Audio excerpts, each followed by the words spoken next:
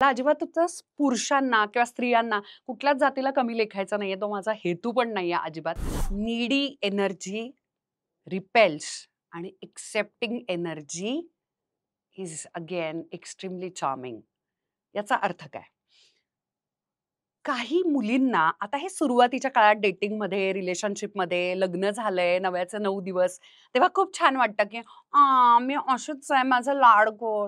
मग तू माझ्याकडे लक्षच नाही दिलं." हे सगळं ना सुरुवातीच्या काळात खूप छान वाटतं. नंतर डोक्यात जायला लागतं. येस, डास कसं त्याला रिपेलियंट आपण लावतो, की डास आपल्याला नको तो तो झिज करून आपल्या भोवती भुंग्यासारखा फिरत असतो आणि मग आपण त्याला रेपेल करतो. आपल्याला नकोसा होतो. अगदी त्याच पद्धतीची एनर्जी इव्हेंच्युअली रिलेशनशिपमध्ये, नात्यामध्ये आपण सगळ्याच मुली दाखवायला लागतो. ती आपली बऱ्याचदा लव्ह लँग्वेज पण असते. त्याचं कारण असं स्त्री घराची खूप काळजी घेत असते. मूल वगैरे झाल्यानंतर तर आणखी जबाबदाऱ्या वाढतात. इव्हन रिलेशनशिपमध्ये पण आल्यानंतर स्वतःचं ऑफिस, कामं, काय तुमचं शिक्षण जरी चालू असेल तर शिक्षण चालू असतं. आपले आई-वडील आणि प्लस आपल्याला असं वाटतं, की आपल्या बॉयफ्रेंडची पण काळजी घ्यावी. या सगळ्या ह्याच्यामध्ये कुठेतरी आपल्या स्वतःचं पॅम्परिंग, आपले कोणीच लाड करत नाही असं वाटायला लागतं आणि ते एक्स्पेक्टेशन्स, त्या सगळ्या जड अपेक्षा एकाच व्यक्तीवरती आपण टाकतो आणि तो म्हणजे आपला बॉयफ्रेंड किंवा कोणी आपला जो अ, नवरा लग्न झाला असेल तर. मग काय होतं माहितीये का? तू माझे लाड कर, पिक मी, तू मला हेच नाही केलं, तू तेच नाही केलं. असं करून जेव्हा आपण चिकटतो ना आणि त्यांच्या जवळ जाण्याचा प्रयत्न करतो, स्पेशली प्रेमासाठी, तेव्हा ते उलट व्हायला लागतं. तेव्हा ते अजिबात अप्रिशिएट करत नाहीत.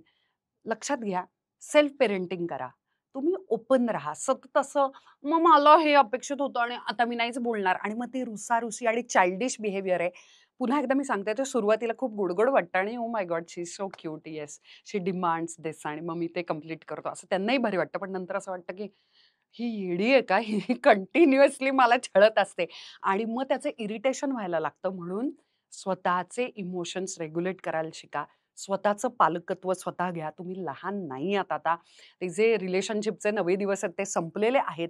छान शांतपणे अडल्टसारखे, मोठ्या माणसांसारखे मागा, विचारा, की मला असं वाटतंय, की आपण इकडे-इकडे जाऊयात. आपण जाऊयात का एकत्र?